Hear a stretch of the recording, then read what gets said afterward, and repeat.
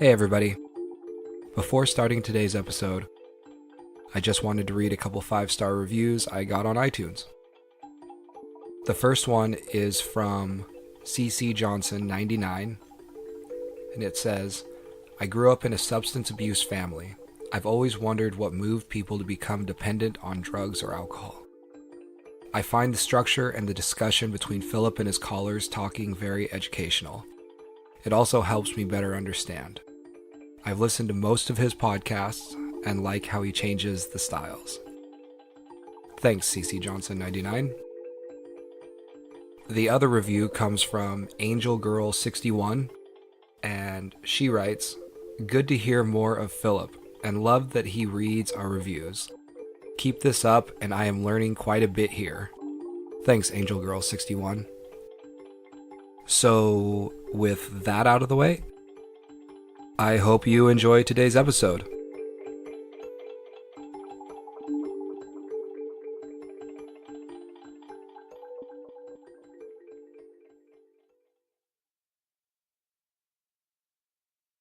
Hello? Hello, is this Mother Mycelium? Yeah, this is she. Give me a minute. Gotta get this dog.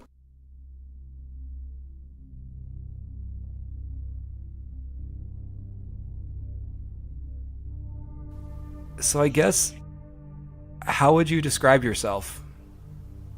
I am an artist and a dental student. So my, career and my entire life is going to be revolved around, teeth and like medical stuff, and that's really taking away from my creative side, in every way possible, really. And, well, that's where I am in life right now, but it's my plan, and I'm sticking to it.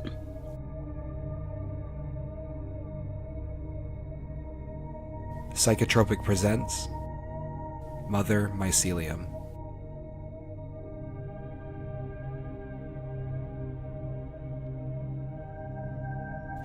Well, what kind of art do you do? I paint. You paint? Do you have a specific genre you like to stick to? I don't really... No, I just kind of paint whatever happens. Yeah, and it's kind of all for myself, yeah, I'm a painter, but, I've never had any intentions of, making money through my work. Okay, what's the last thing you painted?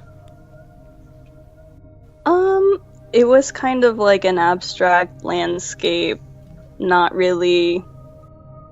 It's pretty hard to explain, but it has borders. There's a lot of... Everything is it's different landscapes sectioned in symmetrical spaces. I don't know how to describe it, man. Sorry. It's but okay. It comes out.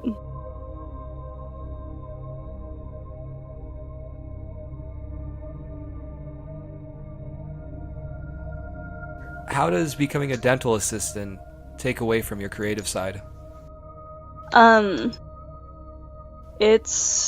I'm in school, so I'm not a dental assistant. I'm in dental hygiene school. So in this program, you kind of have to look a certain way. I didn't realize when I, got an interview there that things were super conservative. They are not okay with, having, well, for example, I have to have my nails completely filed down, with no color. I have to take out every piercing that I have, and I have to put my hair in a bun with absolutely no flyaway hairs. I have to put hairspray in it and a bunch of pins just to keep it down, and it just feels really oppressive when I'm used to kind of expressing myself through my appearance. So having that taken away from me was really, I don't know, just I was not expecting it.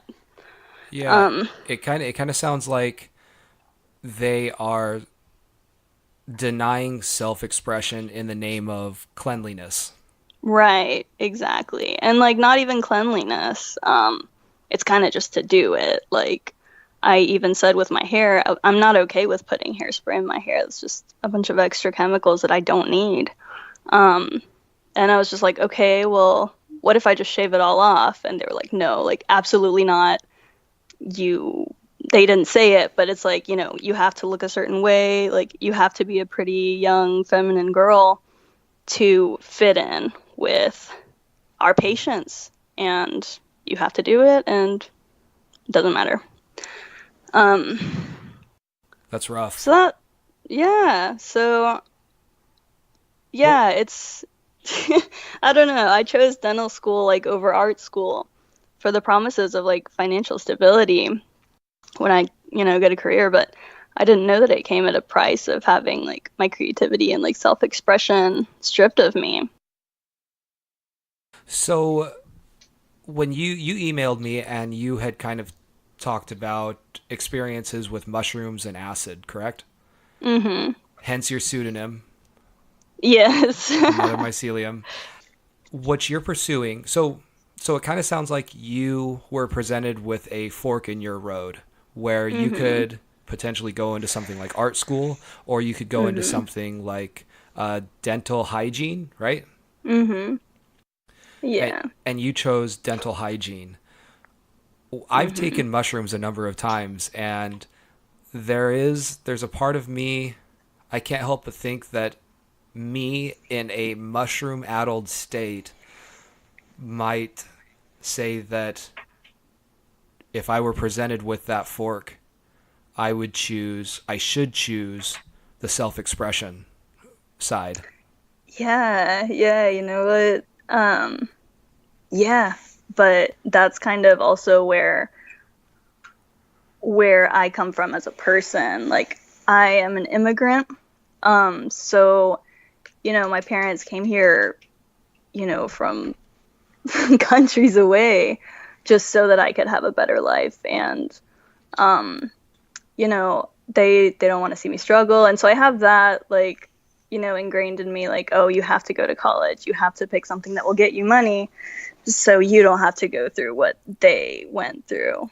So that's also why I couldn't do the art school thing, because I want to support my family also. I can't just live for myself. I know that they're there and they've sacrificed a lot, so I feel kind of like indebted to them in that way. I'm just trying to do what's right, and I also picked this career instead of, like business, for example, that would be a little more freeing because I wanted to help people. Just being in the health field, I always knew that I wanted to, and I always knew that, it was oppressive, like I couldn't express myself, but, like I always thought like, okay, it'll be worth it. Just like kind of, get this degree, let's go, and then you can worry about everything else later. But I feel incredibly like oppressed and trapped in something that I don't want to be involved in. Like not dental school, but sorry to be that guy, but like the system. And I grew a lot from mushrooms, and so kind of reverting back to that whole idea that it's okay to feel so oppressed if it means money. I can't help but think it's also, in a way, it is kind of a psychedelic thought and it is Mhm. kind of a mushroomy sort of a thought to be like, I have to think about my past generations and Mhm. I have to think about their well being. In a way, it is very group minded of you Mhm. to go into what you're going into because Yeah. I mean, I really just like you're talking about, Yeah, kind of yeah, worried no, about. actually now that you mention it, like I remember in psychology learning about Carl Jung and collective consciousness. And back then I was like, that's so stupid. Fucking collective conscious, my ass. But as I grow, you learn more, and the whole collective conscious idea, it just really makes sense. When was the last time you took mushrooms? I took mushrooms right before I started school. It was kind of like, you know, I'm closing off this chapter of my life and I'm ready to embrace, whatever comes next. Did you experience anything related to the transition you were about to take? Yeah. Yeah, that was like my first mushroom trip that like I've ever felt something different. I when I close my eyes, I go to sleep super early, so my friends get mad at me when I like fall asleep on them. And especially since we were like tripping, I like closed my eyes. They thought that I was like falling asleep, so they were like yelling at me. They're like, "Wake up!" And I was like, "No, like let me. Like I am leaving. I am leaving this dimension right now. Let me go." Um, and so I closed my eyes, and there was visions of just like it was all warm colors, and it was like Egyptian women dancing in like circular patterns. Um, but that's like besides the point is what I saw. It's like what I felt. You're kind of like transported into another realm, and there's no you. You're just there. You can't separate yourself from what's happening. You don't have a being, and you're just there. And that was something that I hadn't ever felt before, especially with something, with feeling like you're completely in a different realm. Because I've always felt super grounded, and I've just never felt that before. What was this? What was it like? What was this realm? It just was.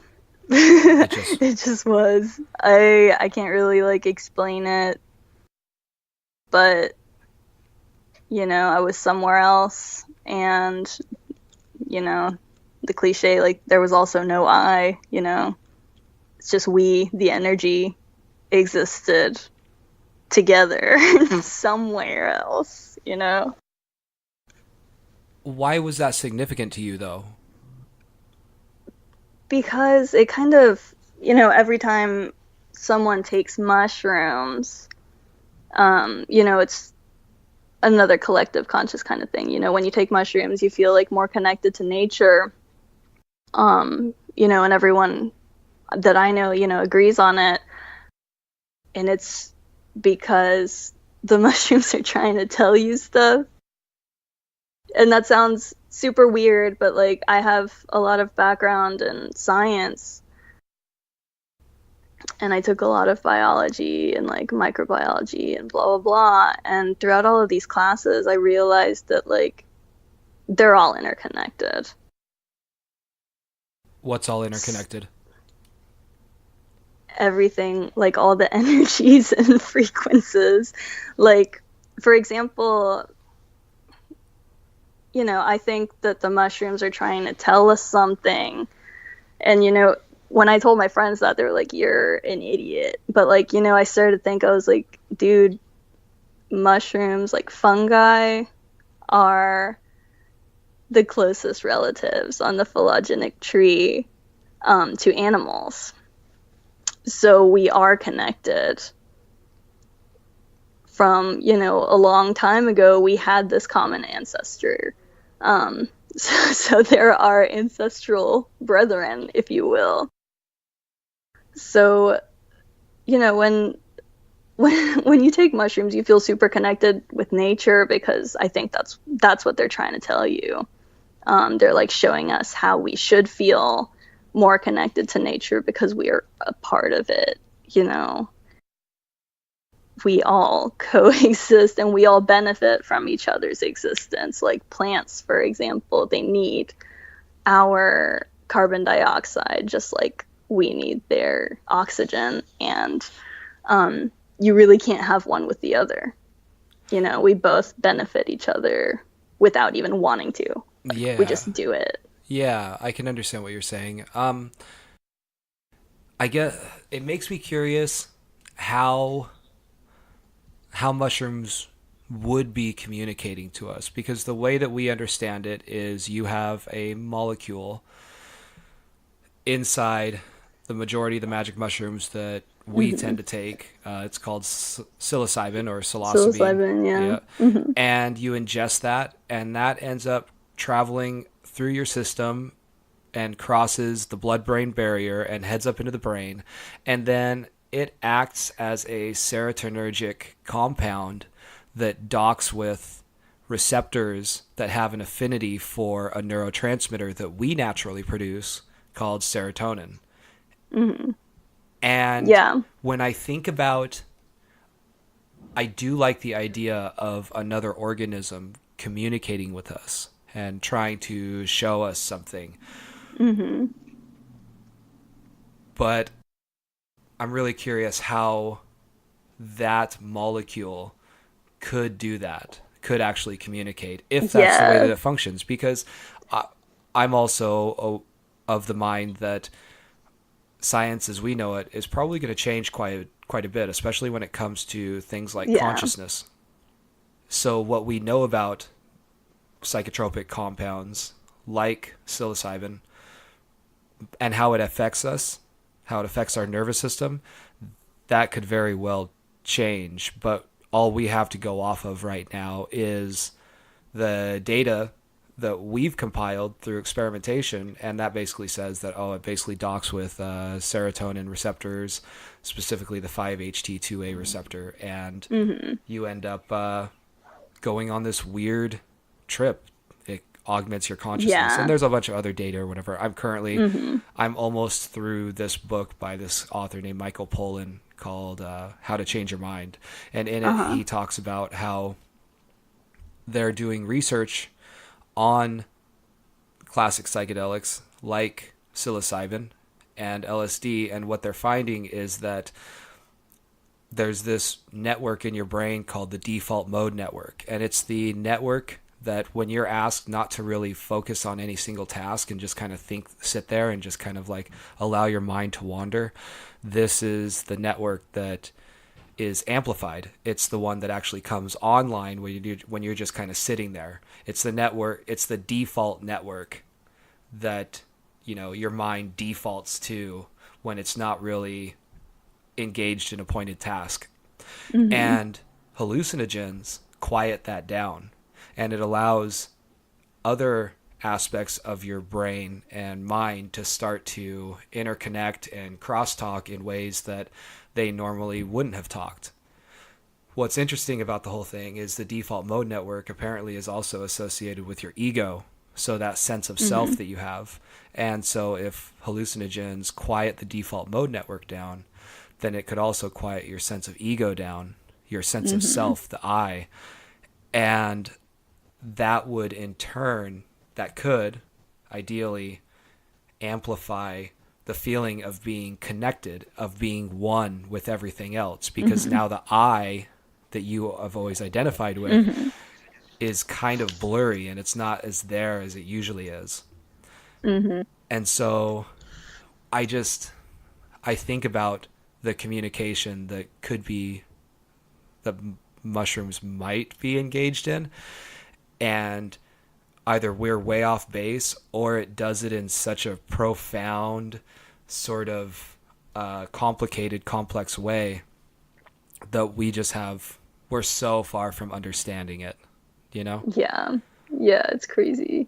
The whole biochemical aspect of it, I can't even wrap my head around it then because I hate chemistry. Yeah, Fuck right. chemistry. Yeah, I don't really like it either. I think that my interest starts in biology, in the cell, Yeah. and then Yeah, it'll me grow too. from there to all the way up to sociology or something. Right, yeah. And it also goes down to the whole biological level, it goes down to a chemical level, and then it goes down to an energy level, and then it goes down to a frequency level, and who knows, I could keep going from there, you know what I mean? Yeah, Everything is for sure. infinite. Absolutely. I mean, there could be entire galaxies within atoms, Right, yeah. That'd be pretty weird.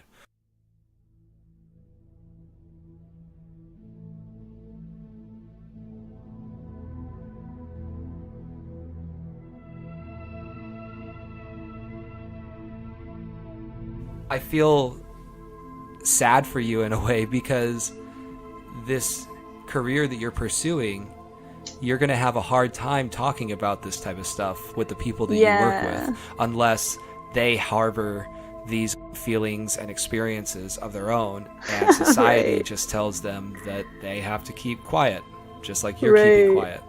Right. How do you It's very sad, man.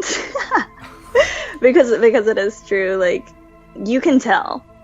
You can tell a lot of the times, like when people are, kind of keeping professional, like me. Um, people who have gone through these like experiences with psychedelics, it changes them in a way to where you can tell that something's changed. They just kind of seem, you can tell sometimes. I don't know how that sounds, but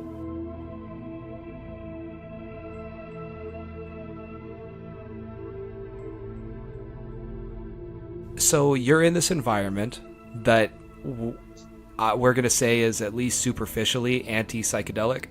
It's anti-mushroom. And you're going to be in this environment for 8 hours a day. I know, man. I know. It's Okay. crazy. How are you going to retain the things that you value? I mean, so granted, like okay. before we get into that, like first, I just got to say that there's nothing wrong with going into that environment. Yeah, Honestly, no, you're going I to be know. helping people. It is going to pay. You're going to be able to make your parents proud. You're going to be able to support a family.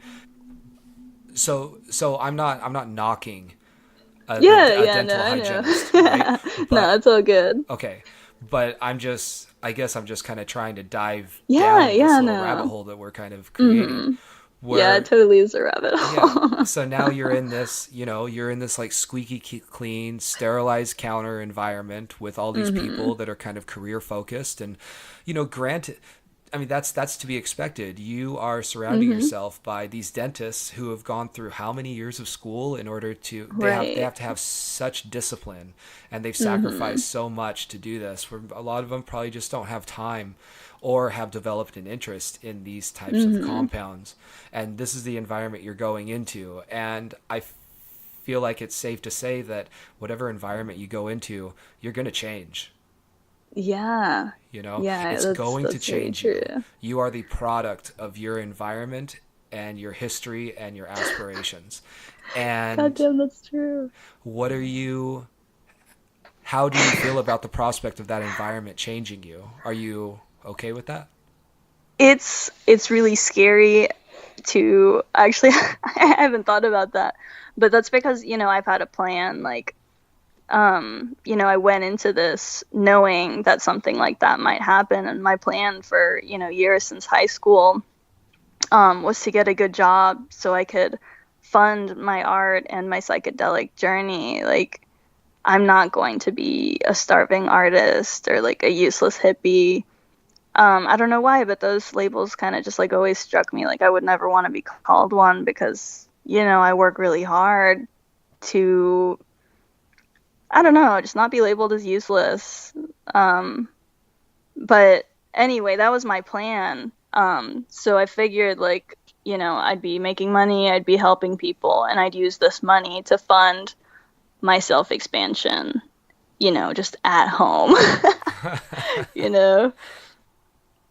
So yeah, and it's also not a job where it's like super demanding. Like, I'd work 4 days a week, maybe.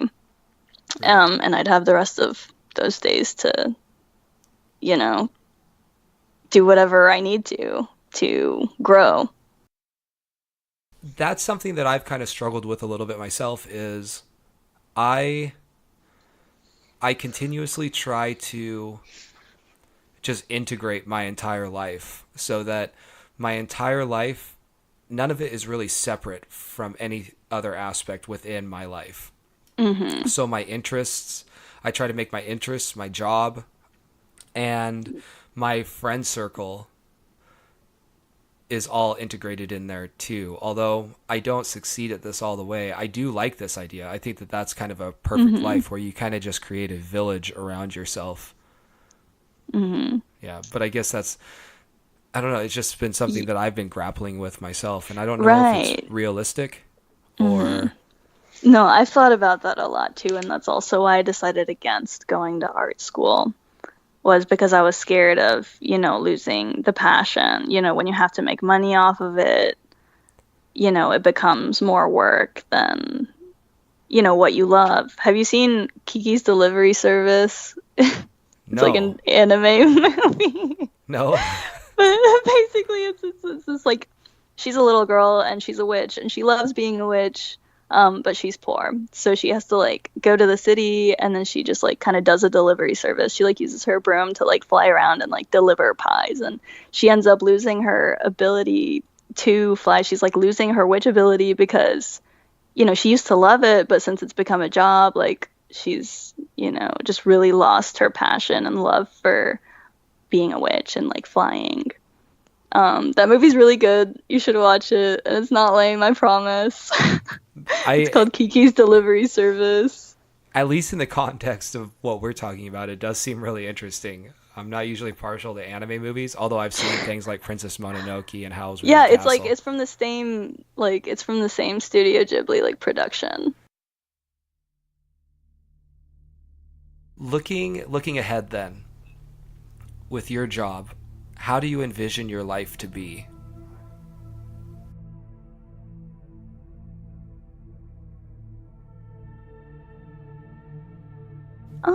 It kind of depends on how far off in the future it is. I'll probably be like living with my mom for the next like maybe 10 years.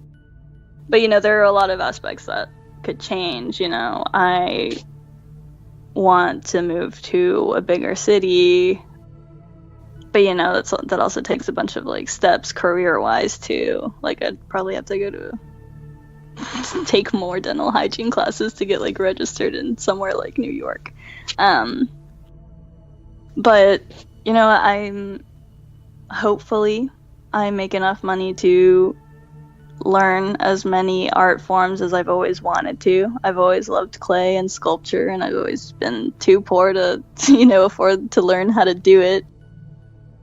But yeah, just like learning a bunch of new ways of doing art with the career that I have.